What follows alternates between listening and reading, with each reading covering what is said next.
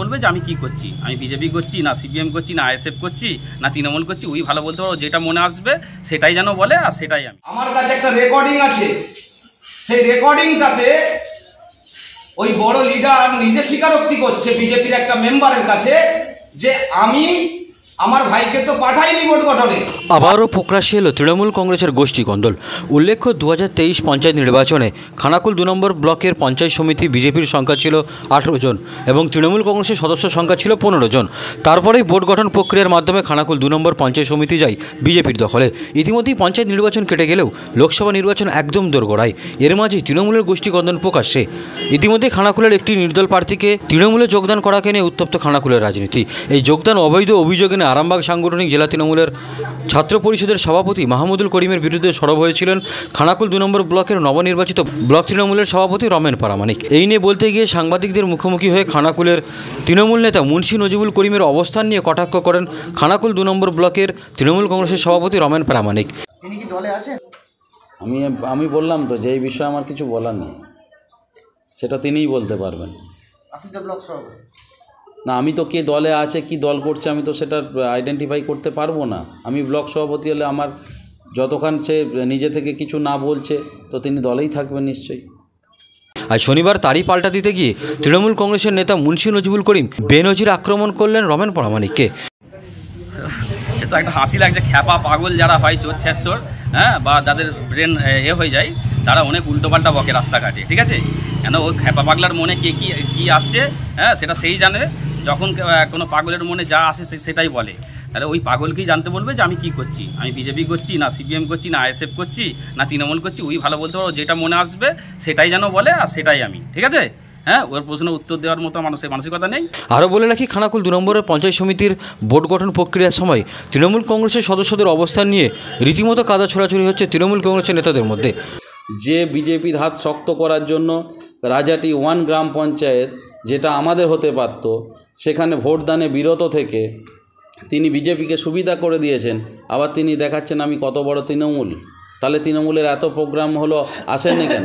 পরপর কর্মসূচি আছে, সেই কর্মসূচিতে দেখা যায়নি কেন? আর একটা বলি, অনেক কথা অনেক বলে যে পঞ্চায়েত সমিতি নিয়ে নাকি ভোট গঠন নিয়ে। একটা কথা বলি, পঞ্চায়েতে নাকি আমার ভাই দাঁড়িয়ে ছিল, হ্যাঁ, মাহমুদুল করিম, এবং আরেকজন আমাদের গ্রামের ছিল মেম্বার। তারা দুজন মেম্বার ওই দিনে রাস্তায় আসছিল, তখন কিন্তু 12টা বাজে না, রাস্তায় আসছিল। সেখানে আমিন আজাদ বলে হীরাপুরে একটা ক্যান্ডিডেট ফোন করে খবর দেয় যে তোমাদের আসার দরকার নেই, ঠিক আছে? এরা 7 জন যে আরও মেম্বার, তারা কিন্তু কেউ আসে না, পঞ্চায়েতে আসেই না, ঢুকেই না, বিজেপির ক্যান্ডিডেটরা ঢুকে গেছে। তারপরে ওরা রাস্তা থেকে ফিরে যায় এবং সেই দিন আমি 11টা পর্যন্ত 11টা না 11:30 পর্যন্ত আমি পঞ্চায়েতের সামনে দাঁড়িয়েছিলাম, যাতে আমাদের যারা জনপ্রতিনিধি তারা আসবে, আমি দাঁড়িয়েছিলাম। এবং সেটা যদি সিসি ক্যামেরা ওখানে আছে, সিসি ক্যামেরা যদি ওই ডেটে যদি ধরা হয়, সেদিন প্রমাণ থাকবে যে নজরুল ওখানে গিয়েছিল। সেখানে বিজেপির যারা জল্লাদ বাহিনী বা যারা সব কর্মীরা ছিল ডান্ডা ফান্ডা নিয়ে, তাদের সামনে ওখানে গিয়ে আমি দাঁড়িয়েছিলাম যে সব কর্মীরা আসবে, আমাদের জনপ্রতিনিধিরা আসবে, সেখানে ভোট গঠন হবে। কিন্তু কেউ আসেনি। ব্যাকডোর দিয়ে ভগবতী তালা হয়ে গেছে, যে সামনে যার কুশালিতে ঘর, সে কুশালিতেও যায় না, কুশালি ডাইরেক্ট রাস্তায় যায় না, সে গেছে ভগবতী তালা হয়ে, চক্করপুর হয়ে ভগবতী তালা হয়ে গেছে। তারপরে আদার্স যারা মেম্বার বা যারা বড় বড় কথা বলছে, আর ওই দিনে ওই পাগলটাকে, হ্যাঁ, আমি ব্লক সভাপতি বলে আমি মনে করি না, ওকে পাগল, একটা চোর বানিয়ে আমি ওটা একটা চোর, ঠিক আছে? একদম নাম করা প্রতিষ্ঠিত চোর। তার 3-4টে এফআইআর কপি আমার কাছে আছে, আমি ডকুমেন্টস দিয়ে দিতে পারবো, ঠিক আছে? হ্যাঁ, ফলে সেও থাকে না। আর যদি পঞ্চায়েতের কথা বলে, তাহলে পঞ্চায়েত সমিতিতে আমাদের 15 জন ক্যান্ডিডেট জিতেছিল, হ্যাঁ, আর 18 জন জিতেছিল বিজেপির ওই 18 জনও কিন্তু 18 জন বিজেপির মধ্যে ছিল না। 15 জন যদি ওই দিন হাজির থাকতো, তাহলে এক চান্সে পঞ্চায়েত সমিতি খানাকুল 2 নম্বর পঞ্চায়েত সমিতিতে গঠন হতো। সেই জায়গাতে মাত্র 5 জন গিয়েছিল। বুক খুলে দেখুন, ওই দিনে 10 জন গেল কোথা। তাহলে তাই যদি হয়, তাহলে ওই 10 জনকে, তাহলে ওদের যদি এতই তাহলে ওই 10 জনকে হাজির করতে পারলো না কেন? তাহলে 15 জন কেন গেল না ওই দিন পঞ্চায়েত সমিতিতে? আজকে পঞ্চায়েত হচ্ছে, চোরের মায়ের বড় গলা, মিথ্যাবাদী। আজকে এটাই দুঃখ যে সত্যকে মানে প্রমাণ করতে হচ্ছে, আর মিথ্যে সেটা হচ্ছে চাপিয়ে যাচ্ছে বারবার। মুন্সি নজিবুল করিম এই ভোট গঠনের সময় তৃণমূল কংগ্রেসের সদস্যদের অবস্থান নিয়ে কটাক্ষ করায় পাল্টা একসময়কার মুন্সি নজিবুল করিমেরই ছায়াসঙ্গী নূরনবী মণ্ডল ওরফে ময়না তীব্র ভাষায় আক্রমণ করলেন মুন্সি নজিবুল করিমকে। এই নিয়ে রীতিমতো ঘেঁটে খানাকুল তৃণমূল কংগ্রেসের রাজনীতি। নমস্কার, আমি নূরনবী মণ্ডল, বর্তমানে খানাকুল 2 নম্বর পঞ্চায়েত সমিতির সদস্য। আমি কিছু বিভ্রান্তমূলক কিছু একজন মানুষের কথা শুনলাম, যার মস্তিষ্কের ঠিক আছে কি, সুস্থ মস্তিষ্ক ঠিক আছে কি না আমার জানা নেই। আমার পাশে ববিতাদি আছে, উনিও পলাশপাই 1 থেকে পঞ্চায়েত সমিতিতে জিতেছেন, আমি পলাশপাই 2 পঞ্চায়েত সমিতি থেকে জিতেছি। ইনি হচ্ছেন নতিপুর 2 থেকে, ডাকনাম ময়না ইনার, ইনিও ভালো নাম মুস্তাক আলী, ইনিও নতিপুর 2 থেকে পঞ্চায়েত সমিতি জিতেছেন। আমরা 3 জনই সদস্য এখানে আছি, একটা মিটিংয়ে চলছিল, তো আমি বাইকটা এই জন্যই দিতে ইচ্ছুক হয়েছি আপনাদেরকে। তার একটাই কারণ, আমি শুনলাম কয়েকজন পাগলের কথা, যে আমরা নাকি পঞ্চায়েত সমিতির যেদিন বোর্ড গঠন হয় 21শে সেপ্টেম্বর সম্ভবত 2023, ওই দিনে পঞ্চায়েত সমিতির আমাদের বোর্ড গঠন ছিল, তো আমরা নাকি সেই 5 জন গিয়েছিলাম। তো আমি সেই উদ্ভট মানুষটাকে বলবো যে পাগলের প্রলাপ এখানে ওখানে না করে আপনি বিডিও অফিসে যাবেন। বিডিও অফিসে গিয়ে সেই 21শে সেপ্টেম্বর 2023 যেদিন বোর্ড গঠনের দিনে আমরা যে 13 জন, আমি দায়িত্ব নিয়ে বলছি, আমার পাশে 2 জন সমিতির মেম্বার আছে, আমাদের তৃণমূল কংগ্রেসের 15 জন সদস্যের মধ্যে আমরা 13 জন হাজির ছিলাম।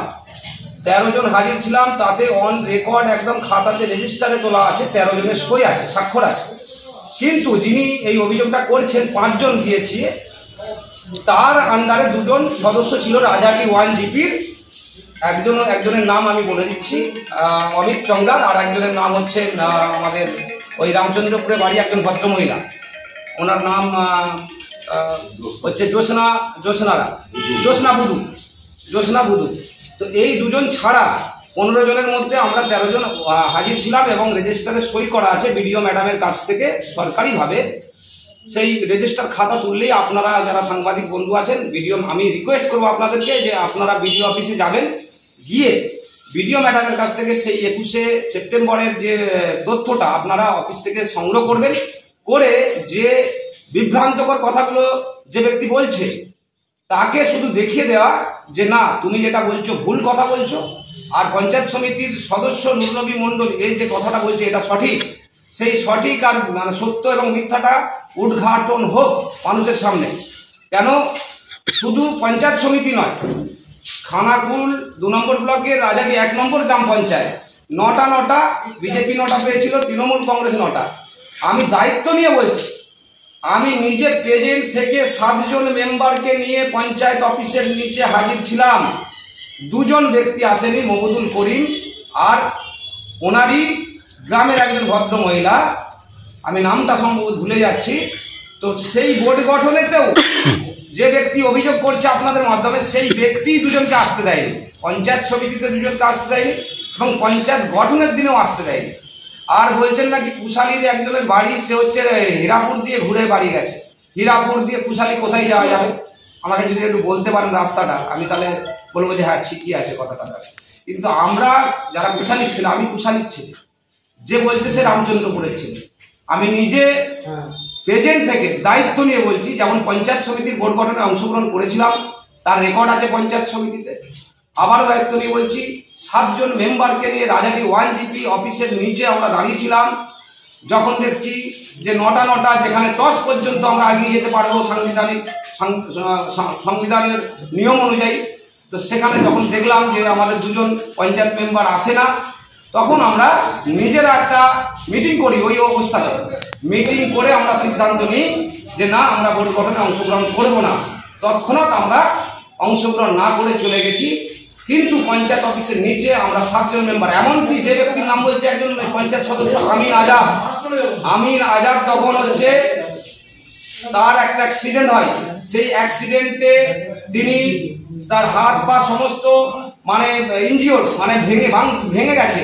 সেই অবস্থায় সে ট্রেচারে করে সে পঞ্চায়েতের ওই বোর্ড গঠনের দিনে উপস্থিত ছিল। কিন্তু আজকে আমিন আজাদের নাম করে যায়, যে কথাটা বলা হচ্ছে আমিন আজাদ নিজে প্রেজেন্ট ছিল, সেটা যে ব্যক্তি অভিযোগ করছে সে ভালো করে জানে।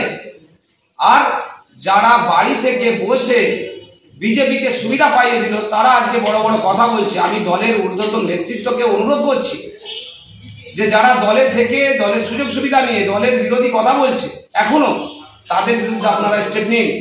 আর আমাদের যারা তৃণমূল কংগ্রেস পরিবারের এখনো কেউ হয়তো ভাবছেন যে এই বিভ্রান্ত কথাগুলো সত্য, আমি আপনাদের দায়িত্ব নিয়ে বলছি, দুধ কা দুধ পানি কা পানি আমি করে দিতে পারি।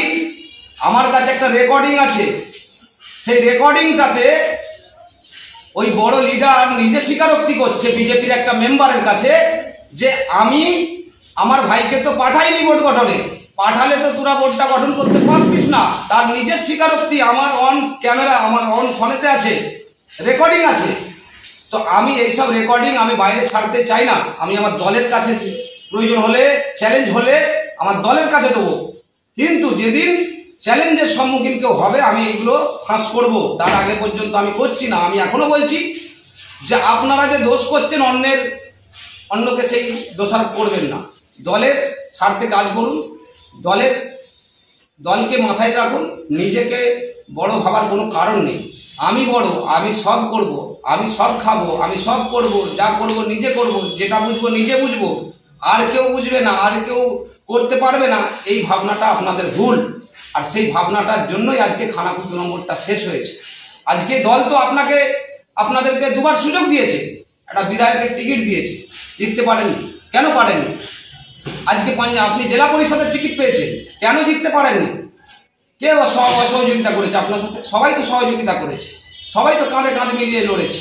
তাহলে সেই জায়গায় দাঁড়িয়ে আপনি নিজের বিবেকের কাছে প্রশ্ন করুন যে দল আপনাকে সুযোগ দিয়েছিল দুবার, একবার না দুবার, আপনি সেই সুযোগ কাজে লাগাতে পারেননি, আর আপনি সবাইকে দোষারোপ করবেন, এটা হতে পারে না।